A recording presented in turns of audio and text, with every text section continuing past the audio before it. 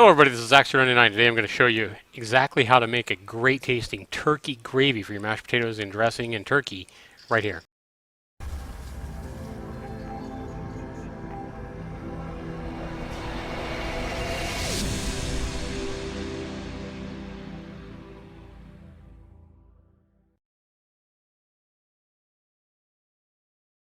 Alright, we're going to go ahead and start with when you take your turkey out of the oven, it's already cooked. One reason you don't want to deep fry your turkey because you miss all the great juices that come from your turkey. And let's admit it, why deep fry a turkey, waste all that peanut oil, fill your turkey full of a lot of extra grease and stuff that's not good for you. And by baking in the oven, it's really simple and you're going to have a lot of nice leftover broth. So go ahead and cover your turkey, get it out of the pan that it cooked in, let it sit, and that makes it juicier when you actually carve it by letting it sit for 20 to 30 minutes. And the reason we actually wanted that is because we want these natural juices here to make our gravy. So this is what we're going to use. I want to go ahead and get this tray out of here. Go ahead and hook the tray with a fork like that because this is hot, guys. Get this over to our sink so we can wash it off. What we want to do is we want to take all these juices and we want to put them in like a measuring cup. So we're going to try to get them all in there. Remember, your pan is hot, guys, so it's just been in the oven at 350 degrees for however long. See how good I can do this here. Doing pretty good so far, it looks like. Hopefully I don't make a mess.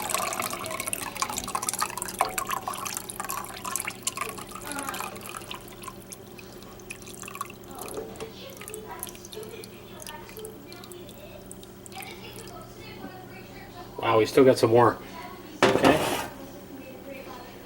So this is a nice amount in the fridge here. And while our turkey is sitting with a foil on it and getting those juices, we're going to go ahead and pop this in the fridge for about 20 minutes anyway. Alright guys, once you've had your drippings from your turkey sitting in the fridge for 15 to 20 minutes, you're going to start seeing it separate like this. You don't need to actually buy a fat separator. It's pretty easy just doing it just like this.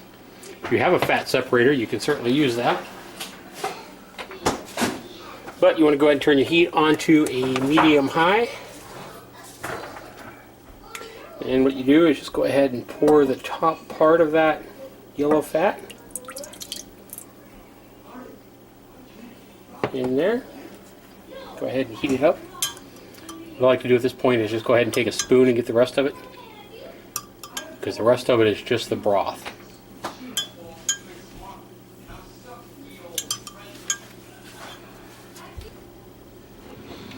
Go ahead and put this to the side, what you have left, and that's just basically your drippings there. And you want to go ahead and heat this up on a medium-high. You want this to start coming to a almost a boil. Okay guys, it's not going to take it long to start simmering just like that, even on medium-high. You're going to start seeing a bubble. And as soon as you get that, go ahead and take your flour, all-purpose flour, and add about the same amount of flour as you have turkey fat here. So this is probably a little over a quarter of a cup there, maybe close to a half a cup. So that's about what I'm going to add. The flour is almost a half a cup there, and about a third of a cup probably. And then you want to start whisking this pretty quick. Whisking that flour in.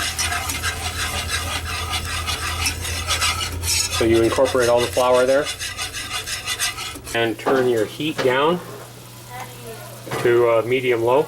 Okay, once you got all the flour whisked in, it's still thin here. You're going to want to keep adding flour at this point slowly, but you're going to keep adding flour until you get a nice thick paste. And as you see here, we got a nice thick paste now by adding enough flour, and this is exactly what you're looking for right here. Once you get here, you're going to be adding your natural broth, what was under that fat that we poured in from the turkey, and then you're going to want to add either water or turkey broth to thin it out more.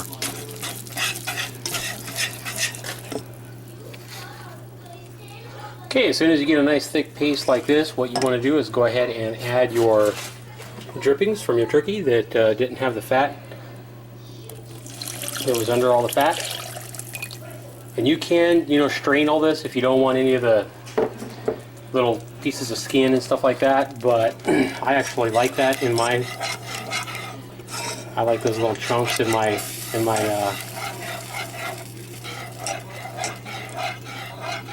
ahead and get that stirred in. I like those little chunks in my gravy.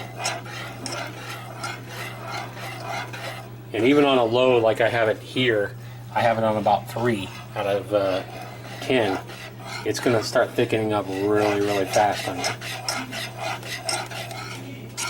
And unless you just want a super thick gravy, you're going to want to go ahead and add some either water or some chicken broth or both to this. So let's go ahead, and here I have about a 16.9 ounce container of organic chicken broth. I'll go ahead and add about half of that right now.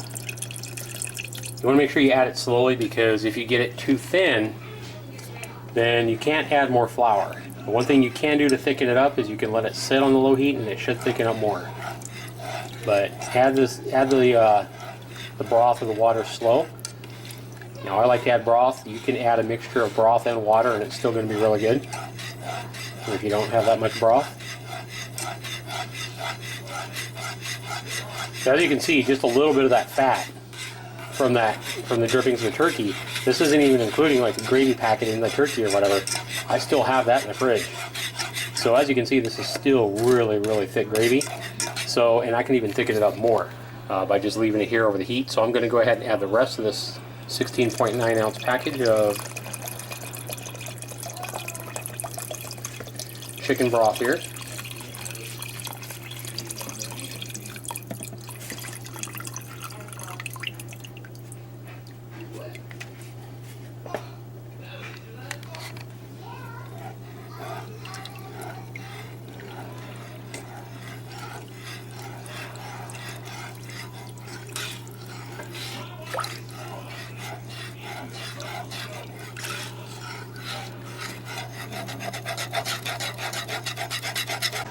Alright guys, we still have a little bit left over from the pan that the turkey was in. We're going to go ahead and pour that in now. I'll have my daughter pour that in here.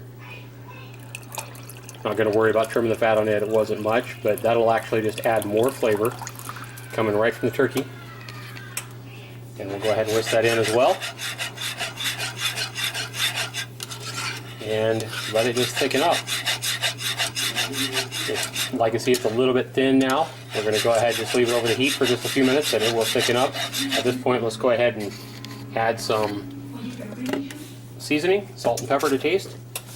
And all I'm going to add is salt and pepper to this. Yeah.